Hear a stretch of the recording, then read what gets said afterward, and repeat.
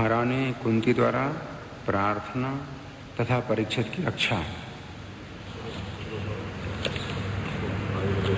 श्लोक संख्या 10। बोलिए। अभिद्रवती मां ईश शरः तप्त आयतः विभो कामं दहतु मां नाथ मां मे गर्भः निपात्यताम् अभिद्रवति मां ईश शरस्तं तायसो विभो कामं दहतु मां नाथ मां मे गर्भो निपात्यताम् अभिद्रवति मां ईश शरस्तं तायसो विभो कामं दहतु मां नाथ मां मे गर्भो निपात्यताम् अभिद्रवति मां ईश शरस्तप्तायसो विभो कामं दहतु मां नाथ मां मे गर्भो निपात्यताम्। बोलिए।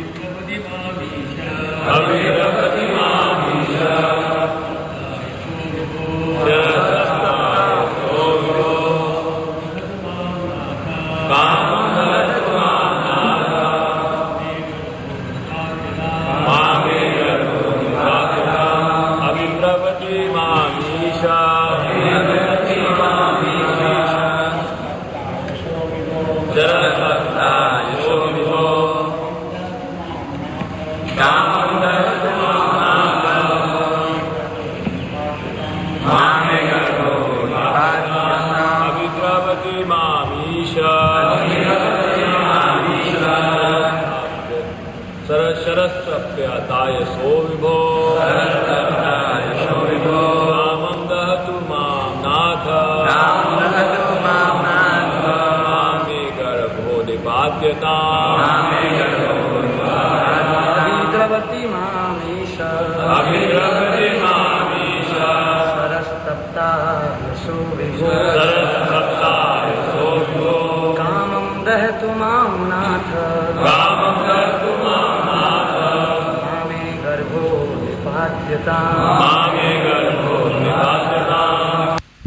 शब्दार्थ।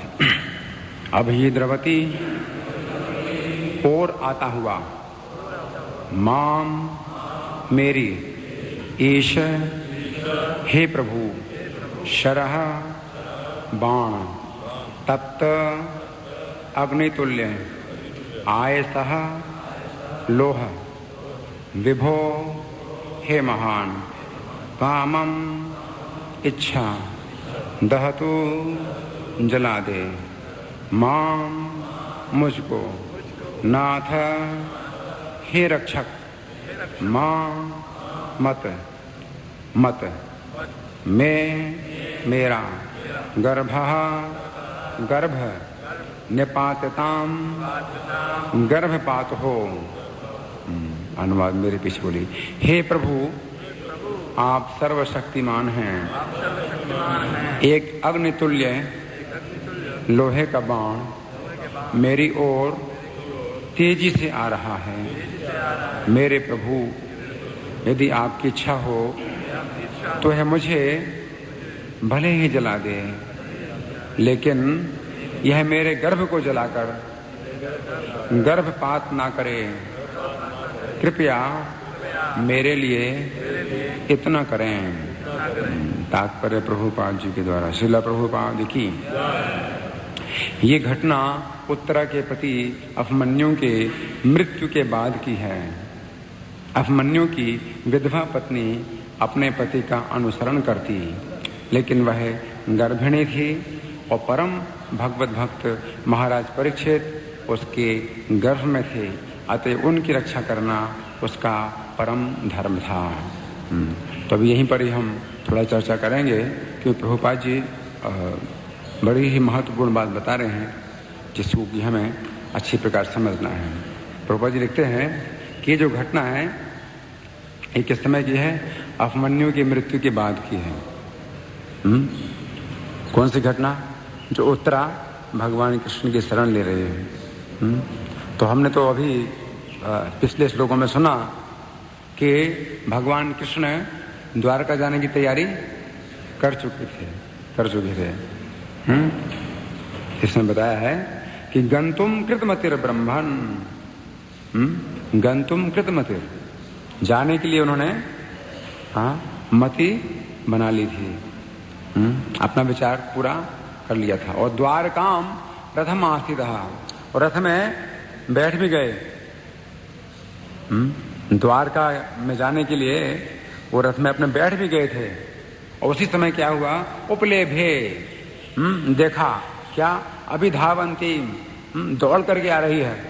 उत्तराम, उत्तरा को देखा कि दौड़ करके आ रही है। और कैसी स्थिति में है? भय विह्वलाम, भय से विह्वला, भय से बहुत बेचैन है उत्तरा, और दौड़ करके आ रही है। भगवान कृष्ण जाने के लिए रथ में बैठ चुके थे। उसी समय ही उन्होंने देखा कि उत्तरा भय से विह्वल होकर के दौड़ करके उनकी तरफ आ रही है।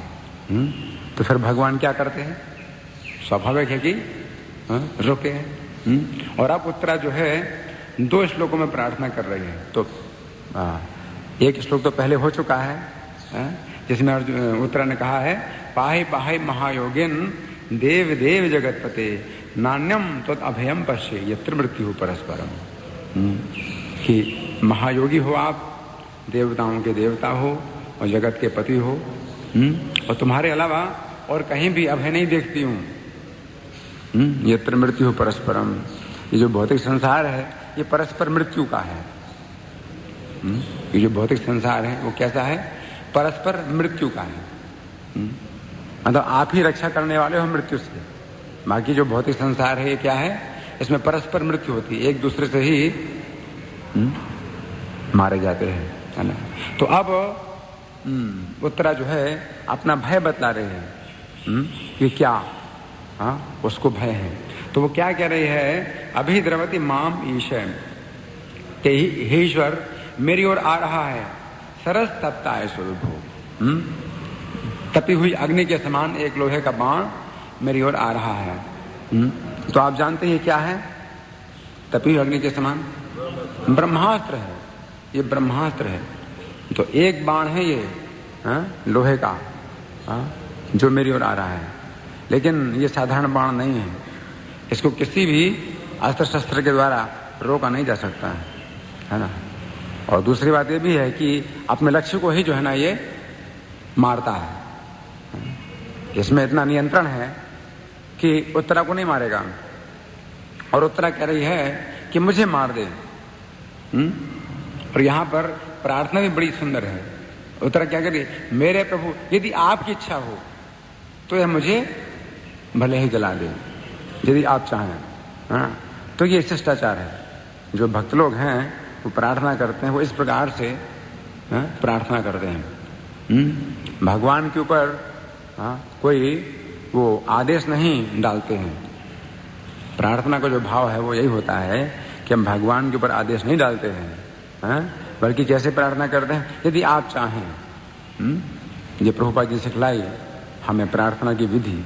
इफ यू डिजायर सो, अगर आप ऐसा चाहें, जैसे हम लोग रोज प्रार्थना करते हैं, है ना। यदि आप चाहें तो हमारे ऊपर ऐसी कृपा करें, है कि नहीं, ताकि भारत का गौरव का निर्माण योजना संपूर्ण हो। तो प्रार्थना जो है ये होती है, ये कोई ऑर्डर नहीं होता है। और भगवान जो है बंधे हुए नहीं हैं हमारे आदेश से कि हम आदेश दें भगवान को तो भगवान ऐसा काम करें, ऐसा नहीं। जो भक्त है वो जब भगवान से प्रार्थना करता है तो भगवान के ऊपर कोई बंधन नहीं डालता कि आप ऐसा करो और तभी मैं आपकी भक्ति करूंगा। ये प्रार्थना का भाव नहीं होता है ना।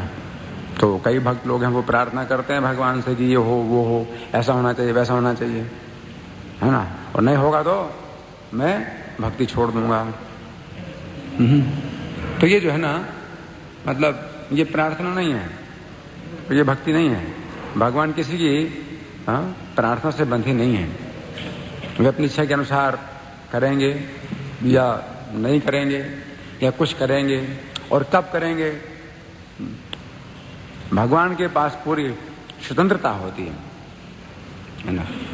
फिर भगवान भक्त की भक्ति से बंध जाते हैं और उसकी इच्छा पूरी करते हैं, वो दूसरी बात है। लेकिन जो भक्त है वो कभी भी भगवान के ऊपर जो है कोई आदेश नहीं लादता कि नहीं ये होना चाहिए वो होना चाहिए, मैं आपका भक्त हूं तो आप ये करो मेरे लिए, है कि नहीं। तो कई लोग हैं वो जब प्रार्थना करते हैं उनकी प्रार्थना पूरी नहीं होती है तो मंदिर में आना छोड़ देते हैं या दान देना छोड़ देते हैं। और कोई व्यक्ति ऐसी शिकायत करता है कि मैं पांडव बन गया, मैंने 1 लाख रुपया दिया और मेरा लड़का मर गया। ये तो भगवान की बहुत गलत बात है, मैंने 1 लाख रुपया दिया भगवान को और मेरा लड़का क्यों मर गया, है ना। तो ये नहीं है।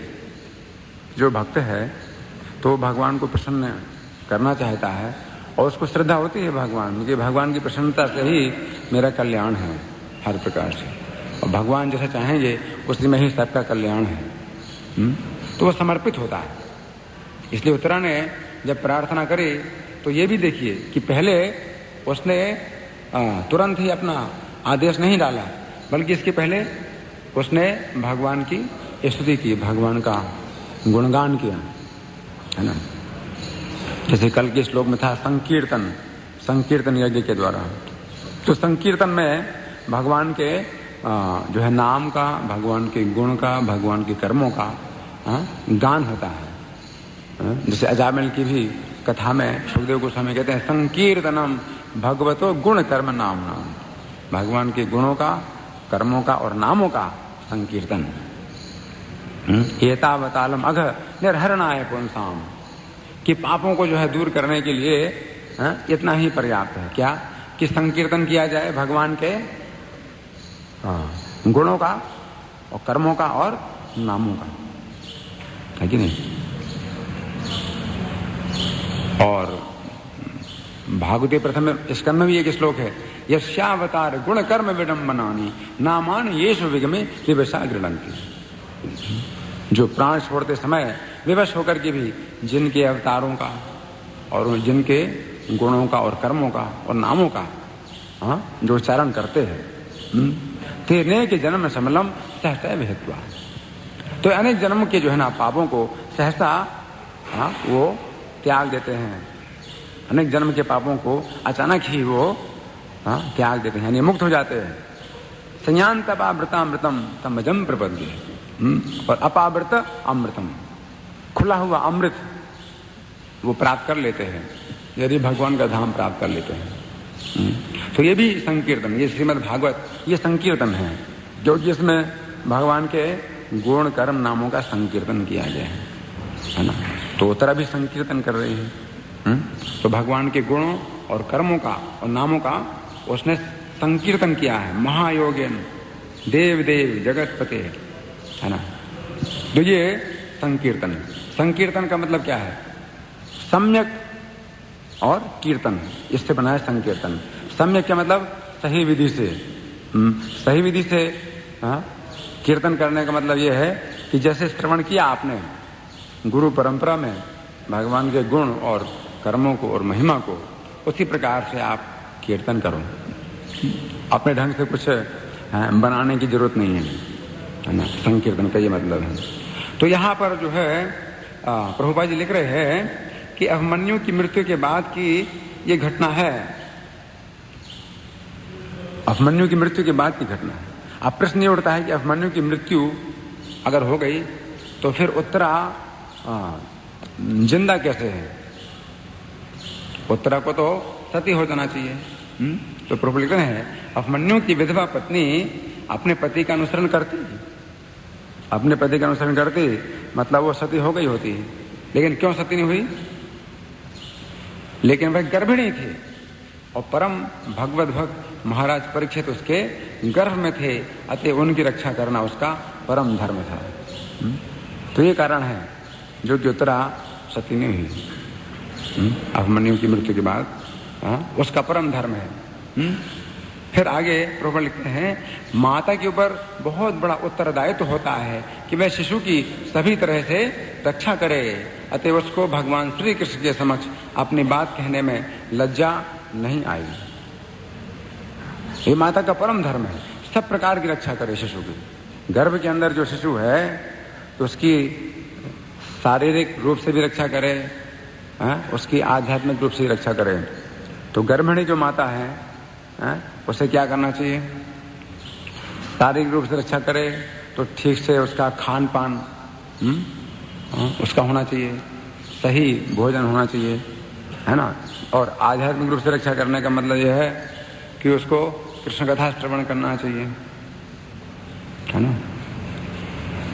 तो अगर गर्भिणी माता जो है आध्यात्मिक कार्यों में लगी है, कृष्ण भावनावर्ती कार्यों में लगी है, तो गर्भ के अंदर जो है ना जो बच्चा है तो उसके ऊपर ये जो है बहुत ही प्रबल संस्कार बनते हैं। एक तो गर्भाधान संस्कार होता है, फिर दूसरा गर्भ संस्कार होता है। तो गर्भाधान संस्कार जब पति पत्नी मिलते हैं तो उस समय की कुछ विशेष क्रियाएं होती हैं गर्भाधान की, तो वो गर्भाधान संस्कार कहलाता है। और फिर गर्भ संस्कार का मतलब गर्भ के अंदर जो माता है वो संस्कार डालती है बच्चे के ऊपर। तो वो जिस प्रकार के भावों का चिंतन करती है, श्रवण करती है ना, तो वो सब जो प्रभाव है वो गर्भ के अंदर जो बच्चे हैं उसके ऊपर पड़ते हैं। और वो अमिट प्रभाव होता है, बड़ा ही मतलब ये प्रबल प्रभाव होता है। तो माता का एक कर्तव्य है ना। तो प्रभुपाद क्या लिखते हैं, अतः उसको भगवान श्री कृष्ण के समक्ष अपनी बात कहने में लज्जा नहीं आई। क्योंकि ये जो स्त्रियां हैं वास्तव में महल के अंदर रहने वाली हैं, ये महल से बाहर नहीं निकलती हैं। उच्च कुल की जो स्त्रियां हैं वो महल के अंदर ही रहती हैं। और वास्तव में भगवान कृष्ण का दर्शन जब करती हैं स्त्रियां तो अपने घर की छत के ऊपर से करती हैं, है ना। जो पुरुष हैं वो तो कहीं से भी भगवान का दर्शन कर सकते हैं, पास से, दूर से, जैसे भी चाहें। लेकिन जो स्त्रियां हैं, है ना, जो वृद्ध स्त्रियां हैं वो तो आ जाती हैं बाहर भी, लेकिन जो जवान स्त्रियां हैं तो उनके लिए यही मर्यादा है कि घर के अंदर छत से जो है ना वो देखें। तो कई स्थानों पर वर्णन आता है कि मथुरा की स्त्रियां भी अपनी छतों में चढ़ गई, कृष्ण का दर्शन कर रही हैं सड़क में जब कृष्ण चल रहे हैं। और द्वारका की भी स्त्रियां आपस में बातें करती हैं, तो अपने घर के छतों में जो है ना छज्जों में जो है चढ़ कर के और आपस में बातें करते हैं कृष्ण के गुणों के बारे में। ये उत्तरा को प्रभुपाद जी क्या कह रहे हैं कि उसको लज्जा नहीं आई तो कैसे दौड़ रही है कि नहीं। तो एक स्त्री अपने घर से बाहर निकल करके दौड़ रही है, कृष्ण के पास आ रही है ना, तो क्यों लज्जा नहीं आई उसको? क्योंकि माता का कर्तव्य है। तो बोलते हैं क्योंकि माता का बहुत बड़ा उत्तरदायित्व होता है कि शिशु की सभी तरह से रक्षा करे, है ना, गर्भ की रक्षा करे, अपने गर्भ की रक्षा करे। लेकिन अभी क्या हो रहा है, आजकल की माताएं क्या करते हैं, अपने गर्भ में मारती हैं अपने बच्चों को, है ना। जब जीवन का उद्देश्य इंद्रिय तृप्ति हो जाता है तो गर्भ के अंदर ही बच्चों को वे मारती हैं, माताएं मारती हैं। लेकिन ये शास्त्र हैं, इनको पढ़ करके हमें दृष्टि प्राप्त होती है। कलोनस्त दृशा में से कलयुग में लोग बिल्कुल अंधे हो गए हैं, वो नहीं देख रहे हैं कि वे क्या कर रहे हैं और कहाँ जा रहे हैं। जैसे अंधेरे में कोई व्यक्ति जो ना आगे पैर बढ़ाता है और क्या होता है, गिर जाता है, वो कुएं में गिर जाता है। एक भक्त का भी यही हाल हुआ, दिल्ली में ही कोई भक्त थे, है ना, तो शायद रोमपाद स्वामी के वो शिष्य थे या शिष्य बनने वाले थे। तो अचानक ही सवेरे वो लोग भी मंगल आरती करते हैं, तो मंगल आरती के समय ही वो उठे थे और किसी काम से वो दौड़ रहे थे और कुआं था, तो कुएं में पैर पड़ गया, अंधेरा था, तो कुएं में गिर गए, अचानक ही मृत्यु हो गई। अंधेरे में जब आप पैर रखते हो तो बहुत खतरे में होते हो, आप बहुत खतरे में होते हो। कलो नष्ट दृशा में से, कलयुग में लोगों की दृष्टि नष्ट हो गई है, यानी अंधे हो गए हैं बिल्कुल। हाँ, कलयुग अंधे कैसे हो गए, दृष्टि कैसे नष्ट हो गई? अंधकार के कारण। कलयुग ने इतना अंधकार पैदा कर दिया है कि लोगों की दृष्टि नष्ट हो गई। ऐसी दृष्टि नष्ट नहीं है, आपकी आंखों में रोशनी है, लेकिन तो भी आप अंधे हो गए। कैसे? अंधकार के कारण। तो कलयुग के अंधकार में जो है ना, लोग बिल्कुल अंधे हो गए हैं। तो श्रीमद् भागवत क्या है? पुराणार को धनोदिता है। ये श्रीमद् भागवत जो है ना, ये सूर्य के समान है जो उदित हुआ है अंधकार को दूर करने के लिए। तो ये देखो, यहाँ अंधकार दूर हो रहा है। माता का क्या कर्तव्य है? उत्तरा कैसे सोच रही है? तो एक स्त्री के लिए जो है, वैसे तो पुत्र वधू है, भगवान कृष्ण की पुत्र वधू लगी ना कि नहीं? अर्जुन के पुत्र की पत्नी है, अर्जुन के पुत्र अभिमन्यु है ना? तो भगवान कृष्ण की पुत्र वधू है। तो उत्तरा का ये जो है ना, वैसे उचित नहीं था उत्तरा के लिए कि ऐसे भगवान कृष्ण के सामने आए निर्लज्ज होकर के। जो अपने पुत्र की वधू होती है तो वो जो है ना बहुत शर्म करती है अपने ससुर के सामने आने में, है ना, बातचीत करने में। हाँ? तो ये सब मर्यादाएं हैं, शास्त्र की मर्यादाएं हैं, है ना? तो प्रभुपाद जी क्या बता रहे हैं? उसको लज्जा नहीं आई, क्योंकि वो एक माता है और माता का कर्तव्य है शिशु की रक्षा करना। और कितना मतलब वो इस रक्षा करने के लिए कहां तक तैयार है कि मैं मर जाऊं, मैं मर जाऊं, लेकिन उस बालक की रक्षा हो जाए। तो वो कहती है, कामम धातु माम नाथ मामे गर्भ होने पादताम, मेरा गर्भ नष्ट ना हो। वो मुझे चाहे, ये जो बाण है वो मुझे मार डाले, लेकिन ये जो ब्राह्मण, ये जो प्राण है, जो ब्रह्मास्त्र है, ये उत्तरा को नहीं मारेगा, गर्भ के अंदर बच्चे को मारेगा। तो आगे प्रभुपाद लिखते हैं, वह एक महान राजा की पुत्री है, एक महान राजा की पुत्री है। किसकी पुत्री है? राजा विराट। उत्तरा जो है राजा विराट की पुत्री है, एक वीर की पत्नी है। किसकी पत्नी है? वीर, अभिमन्यु वीर की पत्नी है। और एक महान भक्त की शिष्या थी, महान भक्त की शिष्या है अर्जुन। अर्जुन महान भक्त है।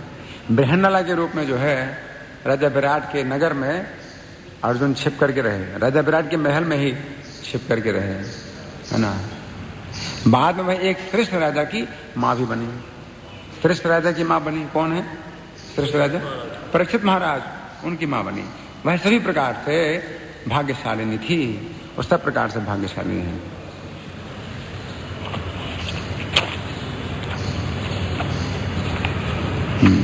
राजा विराट जो उत्तरा के पिता हैं, उस संबंध में कुछ बातें जो है मैंने जो एक लेख में लिखी है, कि 12वां लेख है मेरा, तो इसमें राजा विराट के बारे में मैंने लिखा है। ये उस समय की बात है जब पांडवों को 12 साल का वनवास मिला और 1 साल का अज्ञातवास मिला। तो 1 साल का अज्ञातवास उन्हें करना था, मतलब छिप करके रहना था 1 साल के लिए।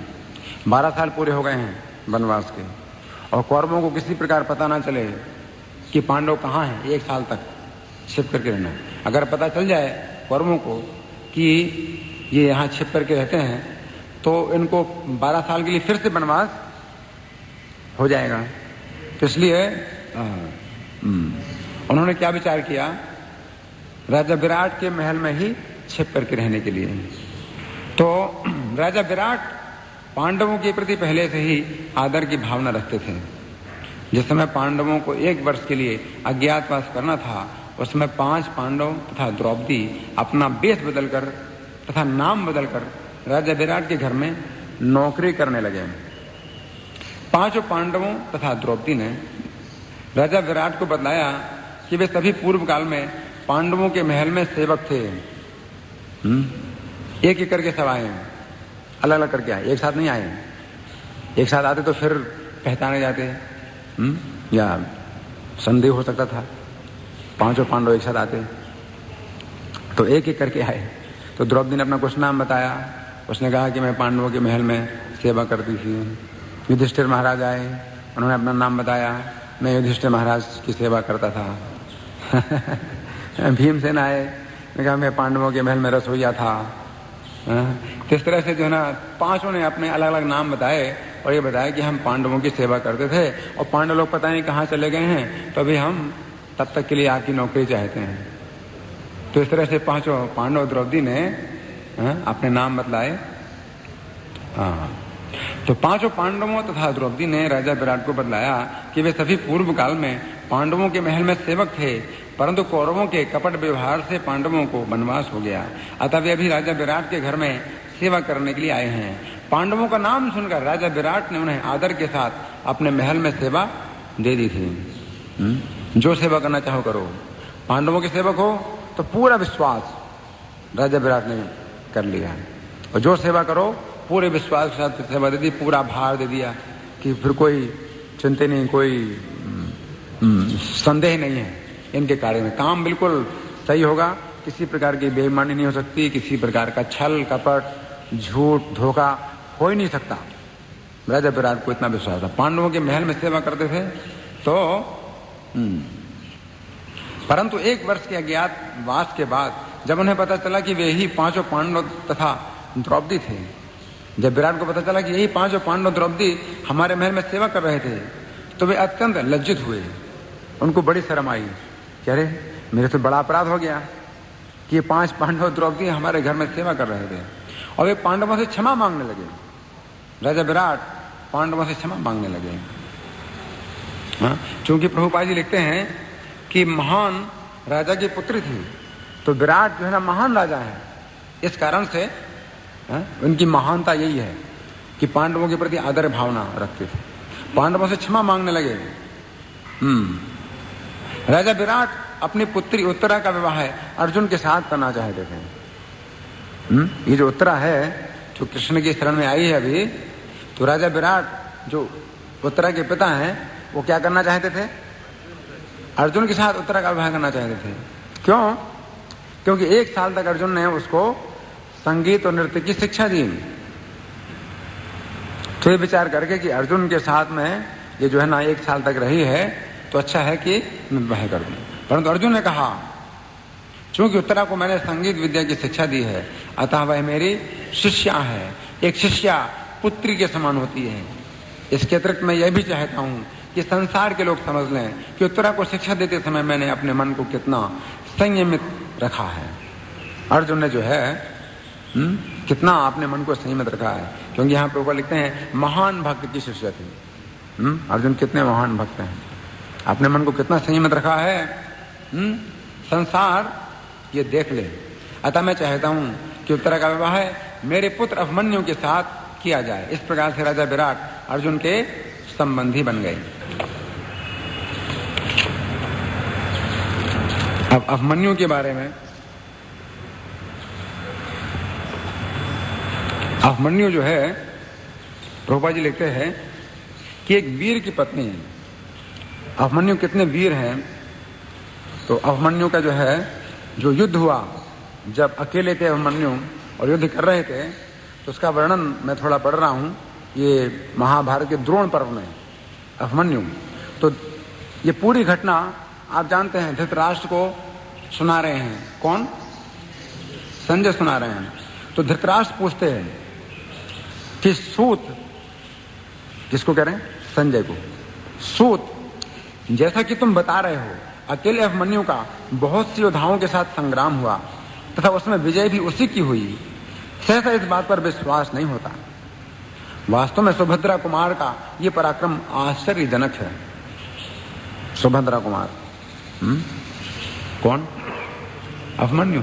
सुभद्रा कुमार का यह पराक्रम आश्चर्यजनक है। कौन कह रहा है?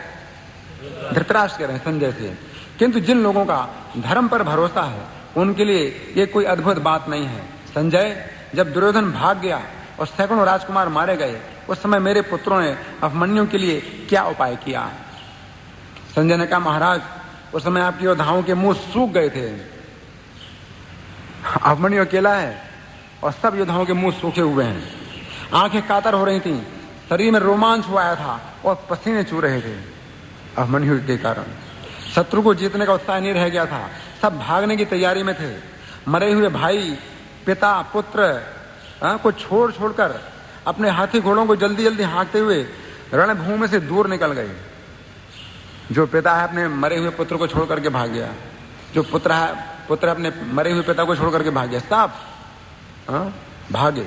उन्हें इस प्रकार हतोत्साह होकर भागते देख करके द्रोणाचार्य, अश्वत्थामा, बृहद्बल, कृपाचार्य, दुर्योधन, कर्ण, कृतवर्मा और शकुनी ये सब क्रोध में भरे हुए अभिमन्यु की ओर दौड़े, किंतु अभिमन्यु ने फिर इन्हें अनेकों बार युद्ध से विमुख कर दिया, हराया, अनेकों बार हराया।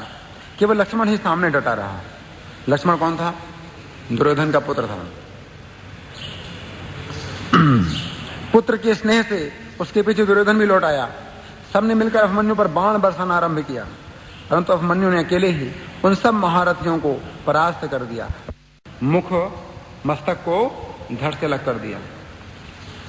लक्ष्मण को मरा देख करके लोगों में हाहाकार मच गया और दुर्योधन के क्रोध की सीमा नहीं रही।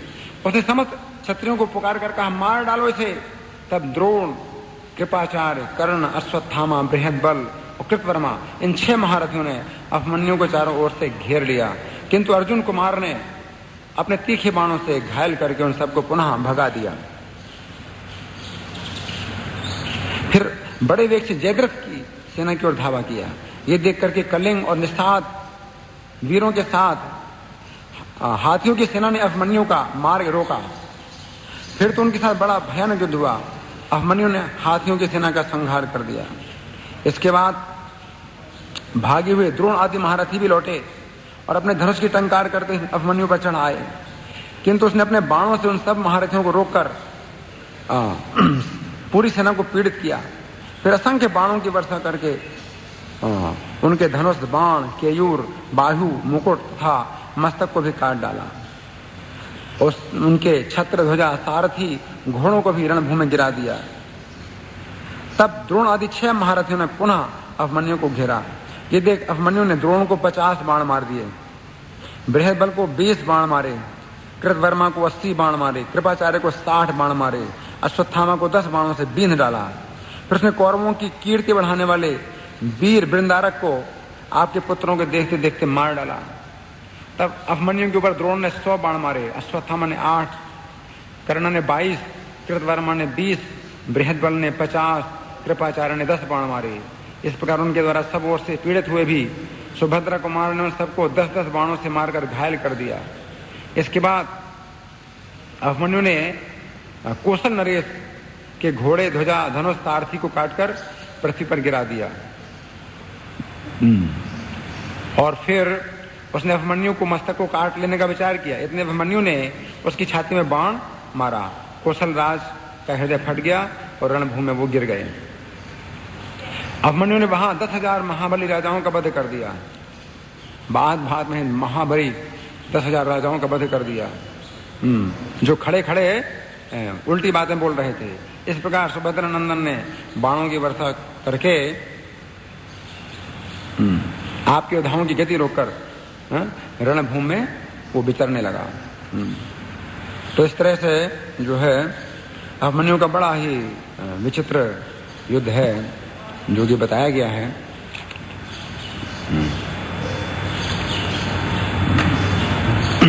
तो इस तरह से हमने कुछ चर्चा करी है इस श्लोक के संबंध में। अब मैं चाहूँगा आप लोगों का कोई प्रश्न हो, क्योंकि हम चाहते ज़्यादा प्रश्नोत्तर हो तो उससे कुछ और बातें आएंगी। तो कृष्ण कथा समुद्र के समान है और प्रश्नोत्तर मंथन के समान है। तो मंथन से जैसे अमृत निकलता है, तो प्रश्नोत्तर से कुछ और नई बातें आएंगी सामने। आपका प्रश्न है?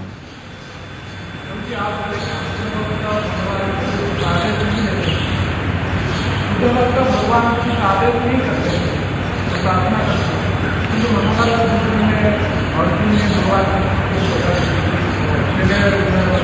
इनका प्रश्न है, बड़ा अच्छा प्रश्न है। इनका प्रश्न है कि जो शुद्ध भक्त हैं वो भगवान को आदेश नहीं देते हैं, है ना, वो प्रार्थना करते हैं, प्रार्थना के भाव में ही वो प्रार्थना करते हैं, आदेश नहीं देते हैं। अर्जुन भगवान को आदेश दे रहे हैं, सेनयोरभ्योर मध्य रथम स्थापयामि, कि है अच्युत मेरे रथ को दोनों सेनाओं के बीच में खड़ा करिए। अर्जुन कैसे कह रहे हैं, ये रथ मेरा है और आप क्या हो, मेरे सारथी हो। किस तरह से अर्जुन भगवान को आदेश दे रहे हैं कि मेरे रथ को दोनों सेनाओं के बीच में खड़ा करिए। तो आप जानते हैं कि ये भक्ति का बहुत ऊंचा धरातल है। कौन सा धरातल है ये? सखा भाव, सख रस। सख रस में अधिकार होता है, भगवान को आदेश देने का अधिकार होता है, सखा भाव। और इसमें क्या होता है, योग माया से ज्ञान ढक जाता है। योग माया से ज्ञान ढक जाता है, भगवान की महिमा का ज्ञान ढक जाता है। तो दूसरी चीज है, अर्जुन की स्थिति बहुत ऊंची है ना, जिसमें कि योग माया से ज्ञान ढका है।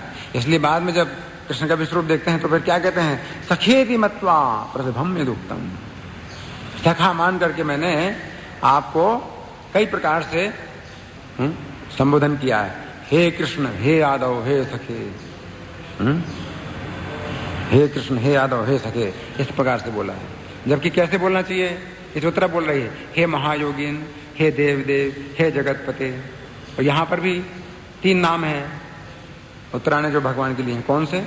एक तो ईश, और दूसरा विभो, और तीसरा नाथ। अर्जुन ने ऐसे नहीं बोले हैं, अर्जुन ने इन नामों का प्रयोग नहीं किया। कैसे बोला है, हे कृष्ण, हे यादव, हे सखी।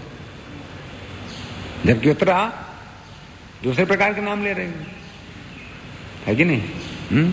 ईश, विभो, नाथ। और पिछले श्लोक में महायोगी, देव देव और जगतपति, है कि नहीं? तो अर्जुन कह रहे हैं कि मेरे से बड़ा अपराध हो गया है, ये तो मेरे से बहुत बड़ा अपराध हो गया। अर्जुन बहुत भयभीत हैं।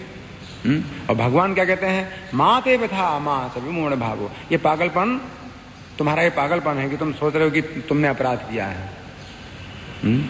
भगवान कह रहे है ना, कि तुम्हारा पागलपन है जो तुम सोच रहे हो कि तुमने अपराध किया है? तदेव में रूपम इदम प्रपश्य विपेत भी प्रीति मना पुनस्तम तदेव में रूपम। उसी रूप को तुम देखो, प्रीतिपूर्वक तुमने जो है मुझे आदेश दिए है। तो वो इस प्रार्थना से ज्यादा बढ़ करके, जब भक्त जो है सखा भाव में प्रीतिपूर्वक भगवान को आदेश देते हैं, तो वो भगवान जो भक्त के आदेश है वो भगवान को जो है वेदों की स्तुतियों से ज्यादा बढ़ करके हैं। अर्जुन जब आदेश देते हैं भगवान को, तो वो इस उत्तरा की स्तुति ज्यादा बढ़ करके है। उत्तरा की जो स्तुति है वो कौन से रस में है? शांत रस में। तो जहां तक हम बात करते हैं भक्तों की प्रार्थना की, तो वो शांत रस की बात है। शांत रस में वो प्रार्थना करते हैं, है ना। और कोई प्रश्न किसी का?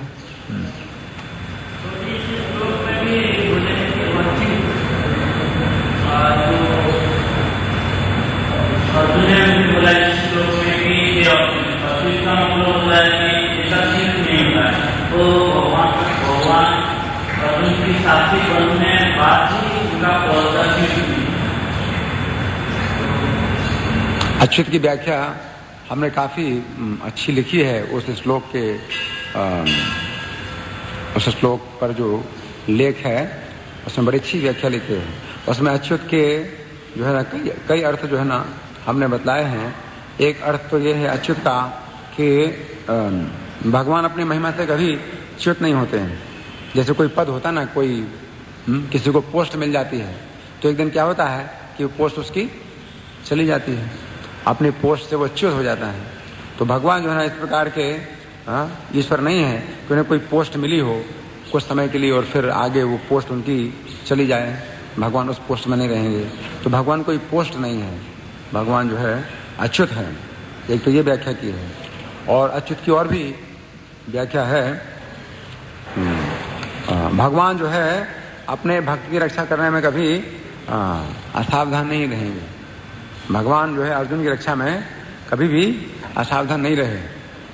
इसमें एक घटना का वर्णन है कि जब कर्ण ने जो है एक बाण मारा था, और वो जो बाण था वो वास्तव में बाण नहीं था, वो असुसेन नाम का एक सर्प था जो अर्जुन से अपनी दुश्मनी निकालने के लिए कर्ण के तरकस में बाण बन करके बैठ गया था, और कर्ण उसको बाण समझ करके निकाला, और वो वास्तव में सर्प था। तो इस रहस्य को अर्जुन भी नहीं समझ सके। तो देवता लोग हाहाकार कर रहे थे आकाश से कि अर्जुन की तो मृत्यु हो जाएगी, और कर्ण ने अर्जुन के गले में जो है निशाना लगाया था उस बाण के द्वारा। तो सब देवता जो है अब तो बिल्कुल मतलब अर्जुन के जीवन की आशा खो बैठे कि अर्जुन का जीवन चला जाएगा अब तो, क्योंकि वो सर्प था वास्तव में। तो हुआ क्या, जैसे कर्ण ने बाण छोड़ा तो अर्जुन के गले में लगना था, कृष्ण ने अपने पैर के अंगूठे से रथ को ऐसा दबाया कि घोड़े घुटनों के बल बैठ गए, और रथ नीचे झुक गया। तो वो जो बाण था वो अर्जुन के गले में ना लग करके मुकुट में लगा, और मुकुट जो है ना, जो रत्नों का मुकुट था जो इंद्र ने पहनाया था अर्जुन के सिर में, वो मुकुट जो है सर्प की अग्नि से वो जलता हुआ गिरा, मुकुट में आग लग गई, मुकुट राख हो गया। मतलब इतनी तेज अग्नि थी कि रत्नों का मुकुट क्या बन गया, राख हो गया। अब सोचो अर्जुन के गले में लगता, सिर में लगता तो क्या हाल होता अर्जुन का। रत्नों का मुकुट ये जल करके भस्म हो गया, इतनी तेज अग्नि थी सर्प के मुख की, है ना। तो भगवान कैसे रक्षा करते हैं? अच्युत इसलिए है कि वो कभी भी च्युत नहीं होते हैं अपने भक्त की रक्षा करने में। तो इस प्रकार से अच्युत शब्द कई व्याख्याएं हैं। और कोई प्रश्न किसी का? मैं प्रश्न करूं? यहां पर जो उत्तरा है तो वो भगवान से प्रार्थना कर रही है कि मेरा गर्भ नष्ट ना हो, चाहे मैं मर जाऊं। तो इससे क्या शिक्षा मिलती है? श्रीमद् भागवत जो है ये सूर्य के समान है जो प्रकाश पैदा कर रहा है मनुष्य के जीवन में। क्या कर्तव्य है? इससे क्या शिक्षा मिलती है? माता का कर्तव्य है गर्भ की रक्षा करना, है ना। माता का कर्तव्य है गर्भ की रक्षा करना। और उत्तरा जो है प्रभुपाद जी लिखते हैं कि एक महान राजा की पुत्री है उत्तरा। तो महान राजा जो विराट है, तो उनके बारे में हमने कुछ चर्चा करी कि महान राजा क्यों है।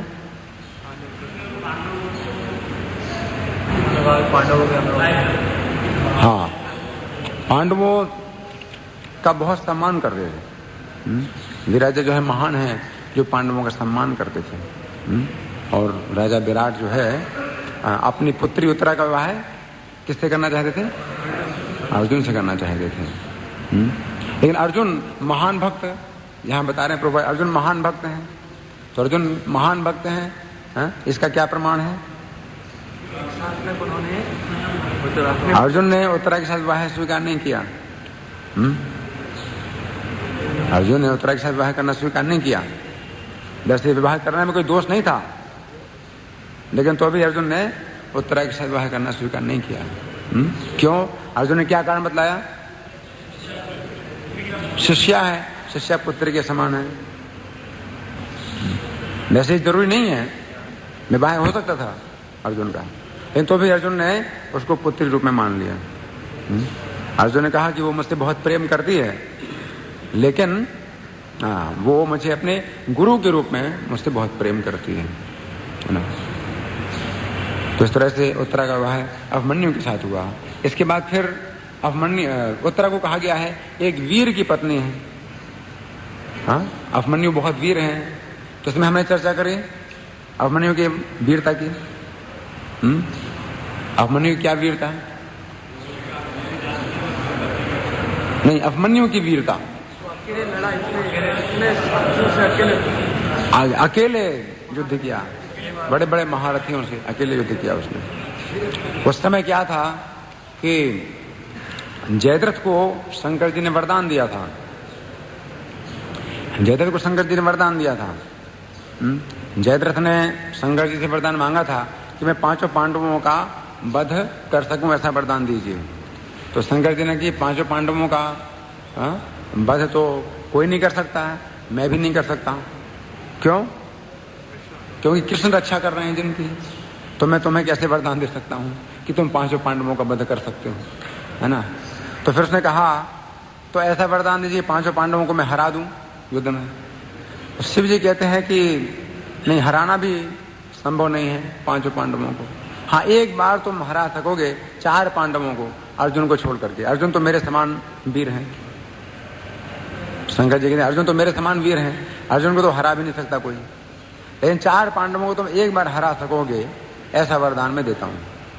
तो वो वरदान उस समय जो है ना काम आया जिस समय चक्रव्यूह का निर्माण किया गया था और अर्जुन उस युद्ध भूमि से दूर थे किसी कारण से।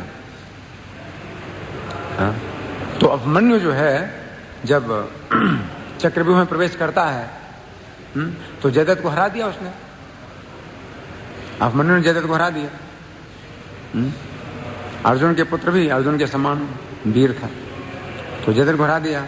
लेकिन जो 4 पांडव थे अभिमन्यु की रक्षा के लिए अभिमन्यु के साथ जाना चाहते थे। जो जयद्रथ जो है उस समय होश में आ गया, जैसे ही अभिमन्यु निकल गए, अभिमन्यु ने जयद्रथ को बेहोश कर दिया और अभिमन्यु निकल गए। बाकी 4 पांडव जो है जब प्रवेश करने लगे उस द्वार के अंदर, तो जयद्रथ को होश आ गया और उसने फिर 4 पांडवों को हरा दिया। 4 पांडव हार गए। तो शिव जी के वरदान से ऐसा हुआ। तो बाद में अभिमन्यु की मृत्यु हुई तो उसका कारण अर्जुन ने जयद्रथ को ही माना, जयद्रथ को ही माना उसका कारण। क्यों? क्योंकि जयद्रथ के कारण ही अभिमन्यु की रक्षा नहीं हो पाई। अभिमन्यु की सहायता के लिए 4 पांडव जा नहीं पाए। इसलिए अर्जुन ने फिर प्रतिज्ञा करी कि जयद्रथ का ही मैं वध करूंगा, है ना। आपका प्रश्न? ने अर्जुन की रक्षा की, तो ये पक्षपात बाकी भी तो ऐसा नहीं पक्षपात। इनका प्रश्न है कि भगवान कृष्ण ने अर्जुन की रक्षा करी, हाँ, तो क्या भगवान का पक्षपात नहीं है? भगवान का पक्षपात है भी और भगवान का पक्षपात नहीं भी है। आप ऐसे भी देख सकते हैं कि सूर्य का आप पक्षपात देख सकते हो। क्या? जैसे सूर्य की रोशनी यहाँ पर नहीं आ रही है और बाहर सूर्य की रोशनी आ रही है, तो सूर्य का पक्षपात नहीं है वास्तव में। सूर्य की रोशनी तो हर जगह बिखर रही है, लेकिन यहाँ पर छत बनी हुई है, तो सूर्य की रोशनी को हमने रोकने का जो है वो प्रबंध किया हुआ है, इसलिए सूर्य की रोशनी नहीं आ रही है। उसी प्रकार से भगवान की कृपा तो सूर्य के समान है, लेकिन लोग ही जो है भगवान की कृपा को रोक लेते हैं, नहीं ग्रहण करना चाहते हैं, लेकिन नहीं है कि नहीं। तो अपने अहंकार के कारण, ये अहंकार की छत है, आपने अपने अहंकार की एक छत जो है ना बना ली है, बहुत मोटी अच्छी, जैसे ये छत है बहुत बढ़िया, ऐसे अपने अहंकार की छत अपने ऐसे बना ली है कि भगवान सूर्य के समान उनकी कृपा की वर्षा हो रही है, लेकिन वो आपके ऊपर कृपा नहीं आ रही है ना। लेकिन शास्त्र, आचार्य और साधु जो है क्या करते हैं, इस छत को तोड़ देते हैं। आपके अहंकार की छत को तोड़ दे रहे हैं, तो फिर क्या होता है, भगवान की कृपा फिर बरसने लगती है कि नहीं। तो भगवान का कोई पक्षपात नहीं है। ये था माम प्रपद्यन्ते तां तथा भजाम्यहम् हम, जो जिस प्रकार से मेरी शरण में आते हैं मैं उसी प्रकार उनका भजन करता हूँ। तो कोई उनको सखा बनाना चाहते हैं, उनके सखा बनने के लिए तैयार है, और जो उनको दुश्मन बनाना चाहता है उसके दुश्मन बनने के लिए तैयार है कि नहीं। तो जो है पूरी जिम्मेदारी आपके ऊपर आती है कि आप भगवान को अपना जो है स्वामी बना लो या अपना दुश्मन बना लो, ये सब आपकी जिम्मेदारी होती है। आपका ही दोष पूरा होता है कि आप जो है भगवान से दूर जाना चाहते हो, तो भगवान आपसे बहुत दूर जाने के लिए तैयार हैं। आप एक कदम पीछे हटते हो भगवान से तो 1000 कदम भगवान पीछे हो जाते हैं। आप एक कदम आगे बढ़ाते हो तो भगवान 1000 कदम आगे बढ़ाते हैं। तो हर मामले में भगवान आपसे आगे हैं, लेकिन वो आपको चुनाव देते हैं कि आप चुनो कि आप जो है ना क्या चाहते हो। उनके शरण में आना चाहते हो तो शरण देने के तैयार हैं, उनकी शरण से दूर रहना चाहते हो तो आपको बहुत दूर कर देंगे। आपका प्रश्न?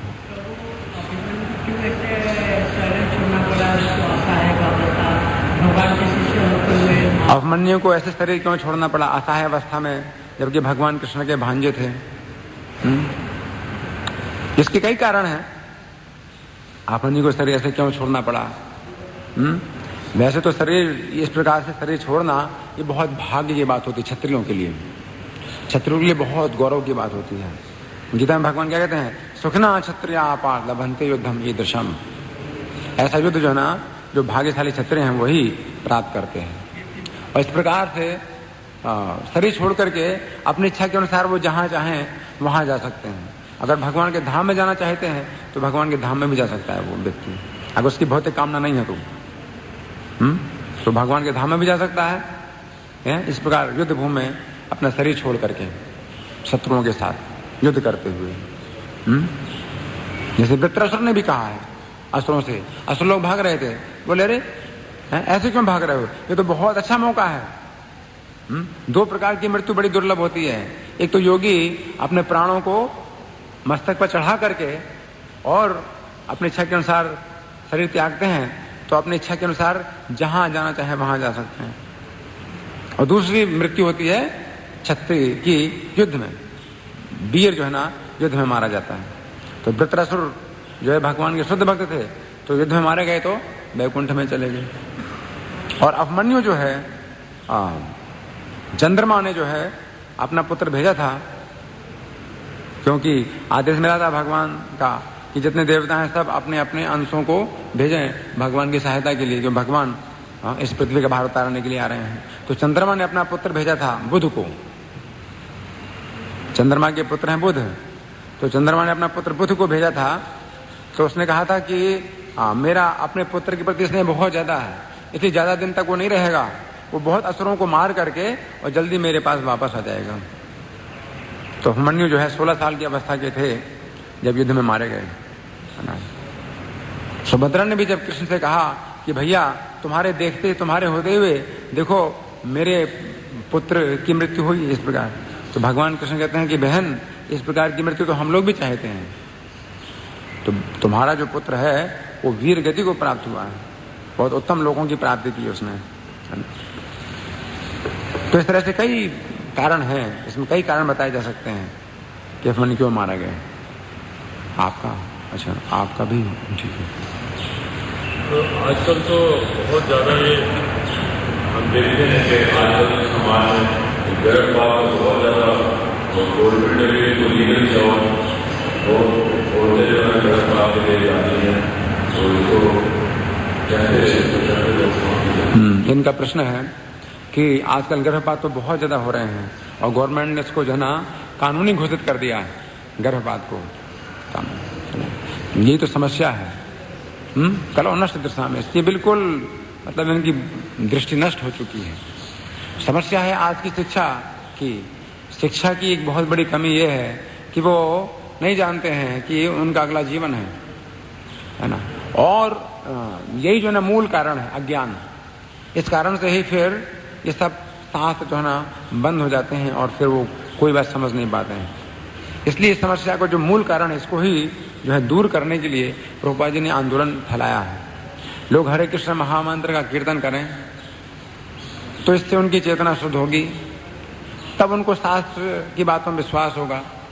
और सबसे पहली बात है शास्त्र की, वो क्या है कि आत्मा नष्ट नहीं होती, हम शरीर नहीं है ना, अगला जीवन है। जब अगला जीवन है तो फिर कैसे कर्मों के कारण कैसा अगला जीवन प्राप्त होता है वो समझेंगे और फिर इसमें बहुत बड़ा विज्ञान है ना। तब फिर जो है ना ये सब बातें आएंगी, तब वो समझेंगे। जब कोई व्यक्ति अगले जीवन पर विश्वास नहीं करता है तो फिर वो जो कुछ कर रहा है वो सब ठीक है कि नहीं। अगला जन्म नहीं है तो चाहे जितनी गौ हत्या करो, चाहे जितनी गर्भ हत्या करो, चाहे जो कुछ करो, क्योंकि मरने के बाद कोई जीवन ही नहीं है, तो फिर उनकी कोई गलती नहीं है। सबसे बड़ी जो गलती है, कारण जो है सब प्रकार के पापों का है, वो अज्ञान है। और यह अज्ञान जो है दूर करने के हरे कृष्ण महामंत्र का आप कीर्तन करो और कीर्तन कराओ, है कि नहीं। उसी से ही यह अज्ञान दूर हो सकता है। पूरे संसार में अज्ञान फैला हुआ है, घोर अज्ञान। इसलिए प्रभुपाद जी इसको मिटाने के लिए, इसकी जड़ को मिटाने के लिए जो है प्रभुपाद जी ने हरे कृष्ण महामंत्र का ही जो ना प्रचार किया। और कभी अगर कुछ चर्चा करी तो ये नहीं कि भगवान की लीलाएं सुनाएं, नहीं, प्रभुपाद जी भगवान की लीलाएं नहीं सुनाते थे। क्या चर्चा करते थे कि हम ये शरीर नहीं है, इस पर ही वो पूरा प्रवचन देते थे, है ना। तो यही है आपका प्रश्न।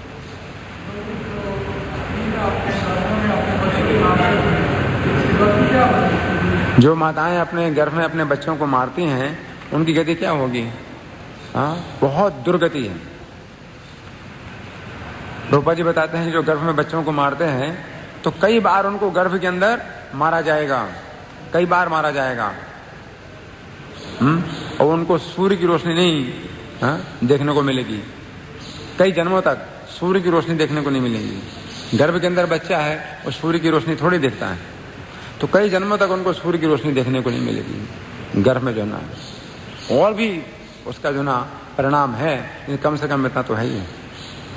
और कोई प्रश्न आपका?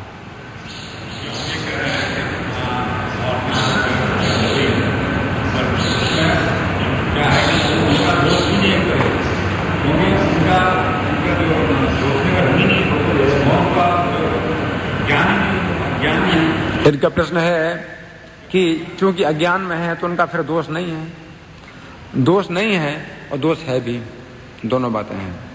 जैसे कोई व्यक्ति कहता है कि मैं नहीं जानता, वो गाड़ी चलाता है, ट्रैफिक रूल में नहीं जानता और रेड लाइट को पार करता है ना, पकड़ा जाता है, उससे पूछा जाता है तो कहता है मैं ट्रैफिक रूल नहीं जानता था। तो क्या होता है? उसको दंड मिलता है। क्यों नहीं जानते थे? तुम फिर गाड़ी क्यों चला रहे?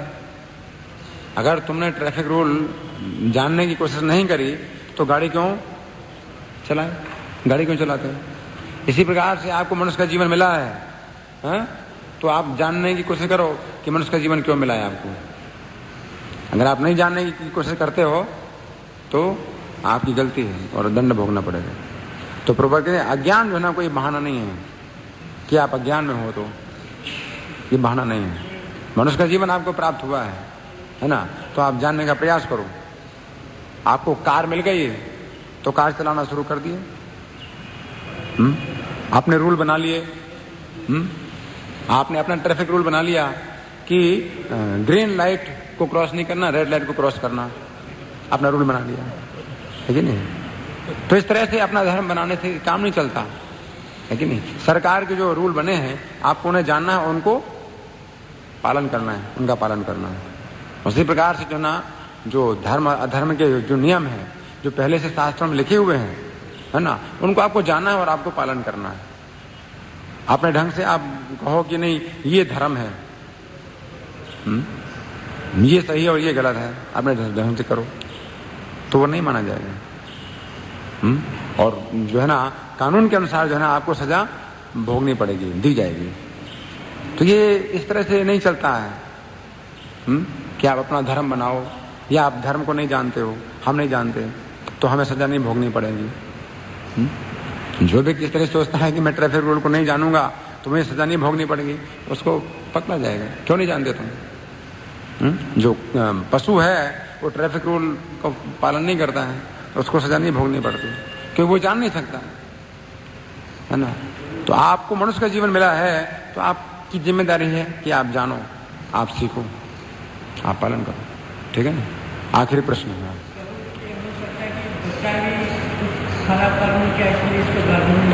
इनका प्रश्न है कि हो सकता है कि बच्चे ने खराब कर्म किया इसलिए गर्भ में मार डाला। जो खराब कर्म किया है उसको गर्भ में मार डाला वो अलग है, वो बात दूसरी है। आपने क्यों मारा? इसलिए आपका कर्म बन गया वो। अब गर्भ में बच्चे मर जाते हैं कई कारणों से, कोई नहीं मारना चाहता तो भी मर जाते हैं, उनका कर्म है। उसको मरना है तो मरेगा ही, उसका कर्म है। आप क्यों उसके कारण बनते हो?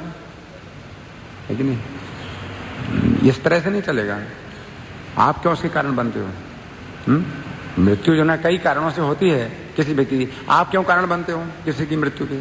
जब आप खुद नहीं मरना चाहते हो, आप नहीं चाहते कि आपको कोई मारे, तो आप क्यों चाहते हो किसी को मारना? धन्यवाद। ग्रंथराज श्रीमद् भागवतम की, जगत गुरु शिला प्रभुपाद की, प्रभु की।